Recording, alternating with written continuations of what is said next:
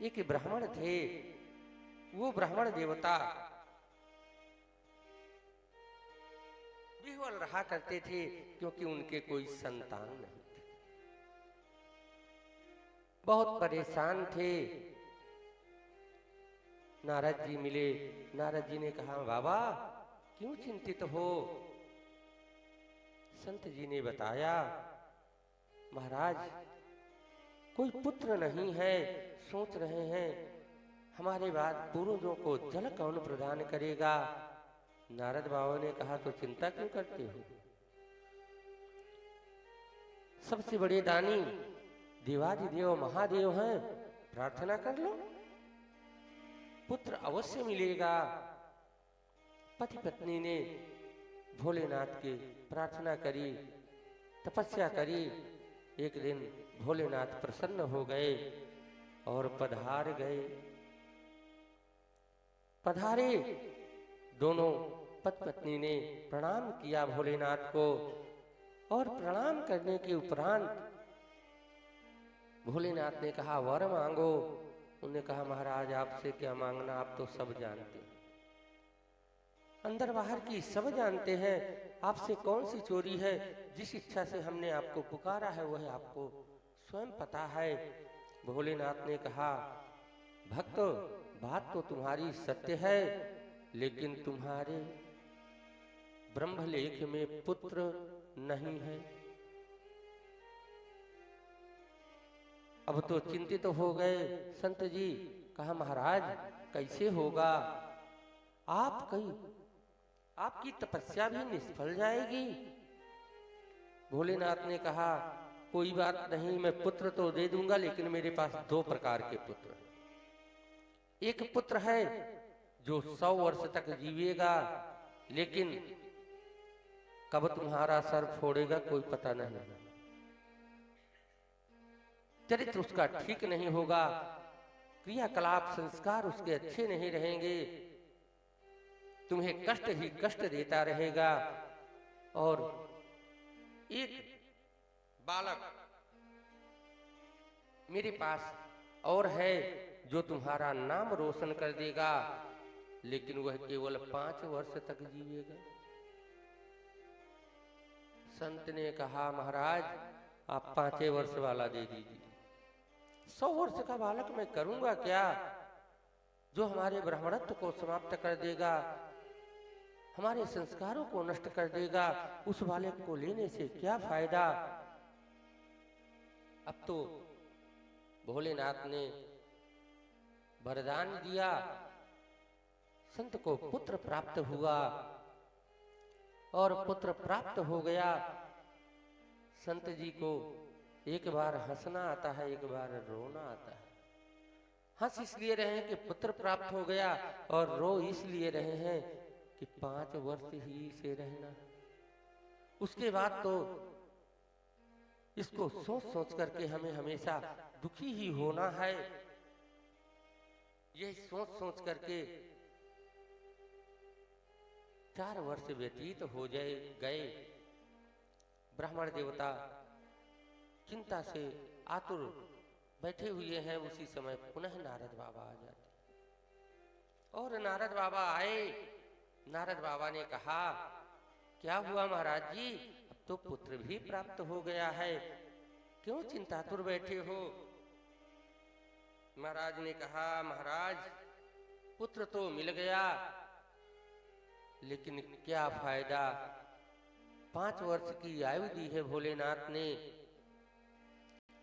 उसमें भी 4 वर्ष समाप्त हो चुके हैं।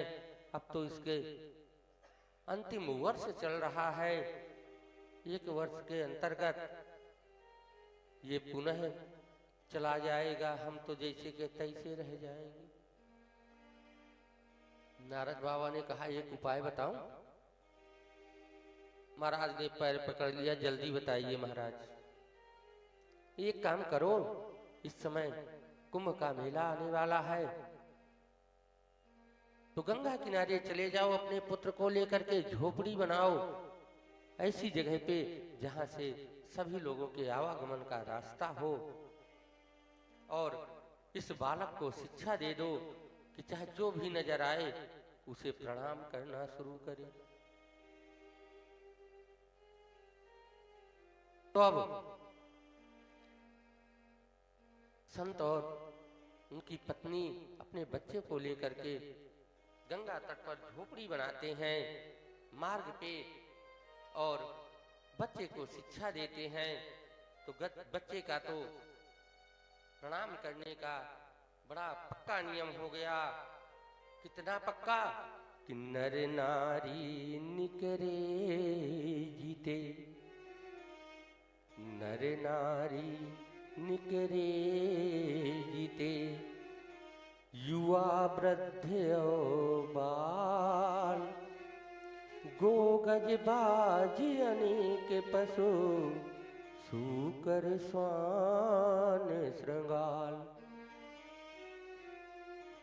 मनुष्यों की भर बात नहीं, जीव जंतु जो भी नजर आता है सभी को देख करके करता क्या है कि आवत देखे दूर दे, जोड़े दोनों हाथ, पुनि प्रणाम सबको करत, धरी के मही में मात। दोनों हाथ जोड़ करके और मस्तक जमीन पे रख के सभी को प्रणाम करता है। ये प्रतिदिन का नियम हो गया। समय व्यतीत होता रहा। अब माघ मेला में सप्त ऋषि भी स्नान के लिए आए, और इधर बालक के आयु में केवल 3 दिन शेष रह गए। जब बालक की आयु में रहे 3 दिन शेष, बड़े भाग्य से तेहि मग सप्त ऋषि कीन प्रवेश। जब 3 दिन आयु के शेष रहे, सप्त ऋषि आ गए, और जैसे ही सप्त ऋषि आए तो बालक की तो आदत बनी हुई है, चाहे वो जीव हो, चाहे जंतु हो, चाहे मनुष्य हो, जब सभी को प्रणाम करता है तो सप्त ऋषियों को भी प्रणाम किया। और जैसे ही प्रणाम किया, मुनि मंडल को महिमे पर के, मुनि मंडल को महिमे पर के, द्रुज बालक दंड प्रणाम किया। जैसे ही प्रणाम किया तो सप्त ऋषियों ने क्या किया, चिरजीवी भव, चिरजीवी भव, ऋषियों ने आशीर्वाद दिया। जैसे ही चिरजीवी भव का आशीर्वाद दिया, पिता दौड़े दौड़े आ गए और कहा, महाराज जरा इसका लीलार तो देखिए, मस्तक तो देखिए। करे जोड़े पिता बोला तिमी, होके सत्य आपके बचन रहे। करे जोड़े पिता बोला तिमी, होके सत्य आपके बचन रहे। इस दीन अभागी बालक के, इस दीन अभागी बालक के, आयु में शेष दिन 3 रहे। जैसे ही कहा कि 3 दिन शेष रह गए हैं और आपने चिरजीवी कहा, सप्त ऋषियों ने ध्यान लगाया और जैसे ही देखा, हे राम, ये हमसे कैसी गड़बड़ी हो गई। अब तो ब्रह्मांड में हमारे वचन पर उंगली उठेगी। लोग कहेंगे कि सप्त ऋषि झूठ बोल जाते हैं, झूठा आशीर्वाद दे जाते हैं। पिता से कहा, अरे भैया संत जी, तुम एक काम करो, हमारी लाज बचाओ, इस बालक को तुम हमें प्रदान कर दो। अगर प्रभु की लीला रही तो ये बालक तुम्हारे पास वापस आ जाएगा, अन्यथा 3 दिन में तो इसे चला ही जाना है। पिता ने सोचा कोई बात नहीं, शायद प्रभु की लीला हो जाए, बालक मेरा बच जाए। तब पिता ने अश्रुधारा नेत्रों पे रख करके और सप्तऋषियों का मान रखा। बालक प्रदान कीन्हो, बालक प्रदान कीन्हो, करके कठिन हिया। ऋषियों ने क्या किया, मुनियों ने क्या किया, ऋषियों ने क्या, मुनियों ने क्या किया।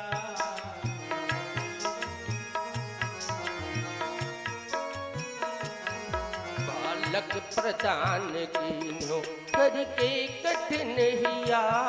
ऋषियों ने क्या किया, मुनियों ने क्या किया।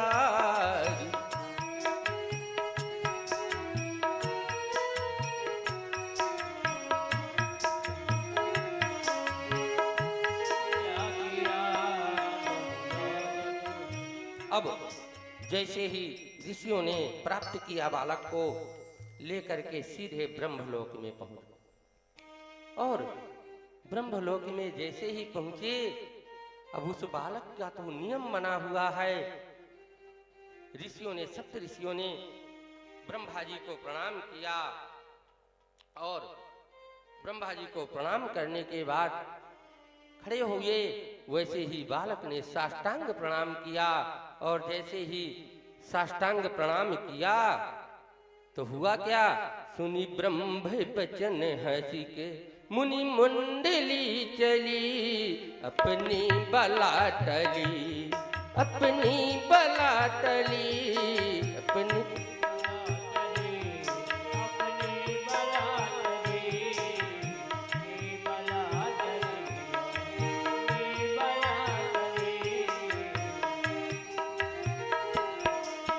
ने चारों मुख से, ब्रह्मा ने चारों मुख से चिरजीव कह दिया।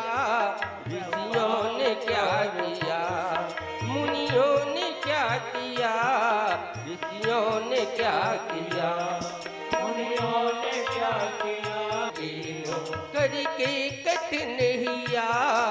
ऋषियों ने क्या किया, मुनियों ने क्या किया।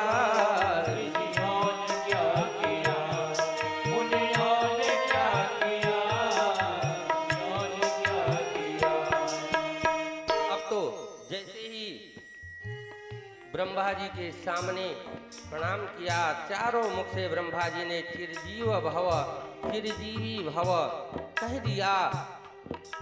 अब हंस पड़े सप्तऋषि, अब हमारी चिंता हट गई। लोग कहेंगे सप्तऋषि झूठे, तो हम कहेंगे ब्रह्मा जी झूठे। जब ब्रह्मा जी झूठे तो सप्तऋषि झूठे। ब्रह्मा जी ने कहा क्या कह रहे हो। सप्तऋषियों ने कहा जरा लीलार तो देखो, मस्तक तो देखो, आप ही ने तो लिख रखा है 5 वर्ष की आयु है इसकी, जिसमें 2 दिन शेष है। आज का दिन गया तो कल इसकी मृत्यु हो जानी है। ब्रह्मा जी ने कहा अच्छा फंसाया तुम लोगों ने, चलो कोई बात नहीं। भावी हूं मेटी, भावी हूं मेटी, सकहीं त्रिपुरारी। ब्रह्मा जी हुए, सप्तऋषि हुए, उस बालक को लिया और शिवलोक पहुंच गए कैलाश में। और जैसे ही कैलाश में पहुंचे सबने प्रणाम किया। बालक ने देखा और किया क्या, भूतल पर्यो, भूतल पर्यो, लकुटी की नाई। जैसे ही जमीन में लेट करके प्रणाम किया तो हुआ क्या, शिव ने विनीत हंस के, शिव ने विनीत हंस के, मुख पंच से कहो, चिरजीव सुत रहो, चिरजीव सुत रहो, चिरजीव सुत रहो, चिरजीव सुत रहो, चिरजीव सुत रहो। बालक प्रदान कीन्हो, बालक प्रदान कीन्हो,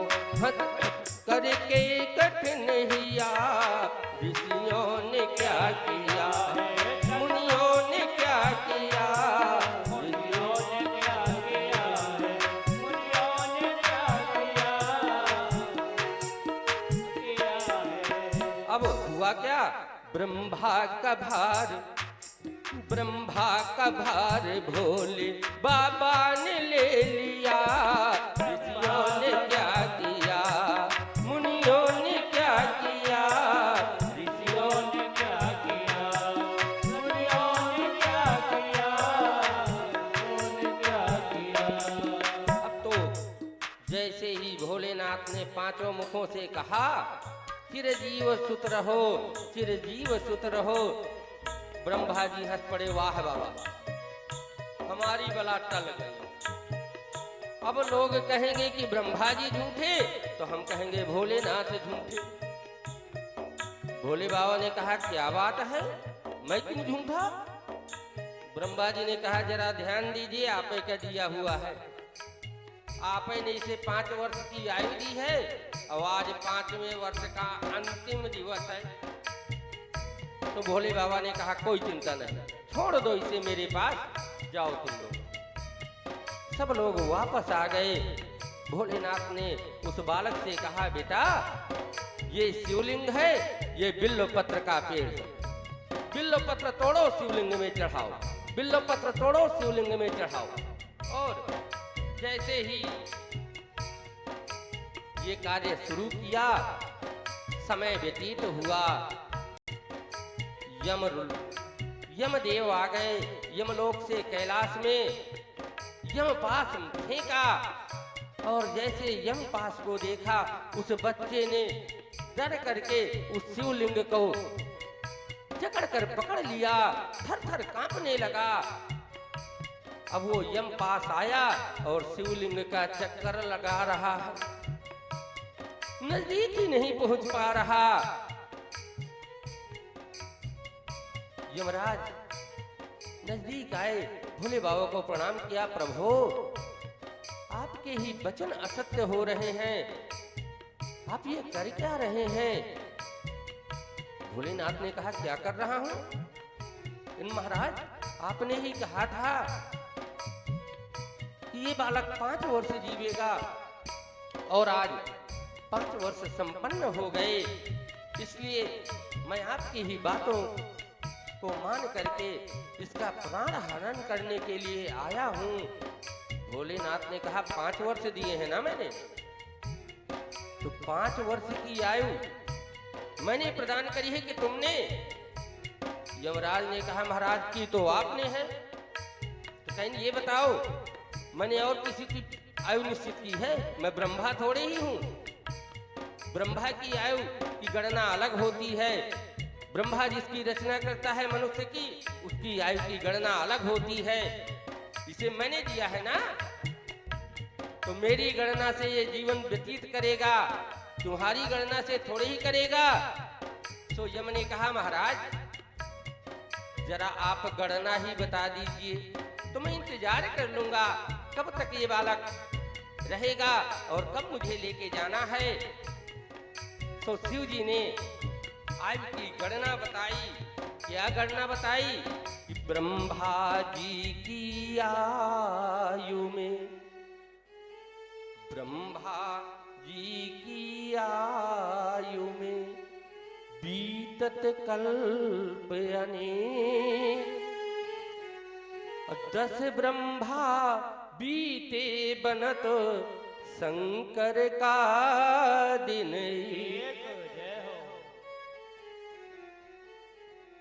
जब अनेक कल्प बीत जाते हैं तब एक ब्रह्मा की आयु व्यतीत होती है, और ऐसे ब्रह्मा जब 10 बीत जाते हैं तब शंकर जी का 1 दिन होता है। और सुनो, ऐसे दिन के मास गिन, ऐसे दिन के मास गिन, मासन के पुनि वर्ष, वैसे 5 वर्ष तक बालक सुखी सहर्ष। तो बालक प्रदान कीन्यो, बालक प्रदान कीन्यो, करके कठिन हिया, ऋषियों ने क्या किया, मुनियों ने क्या किया,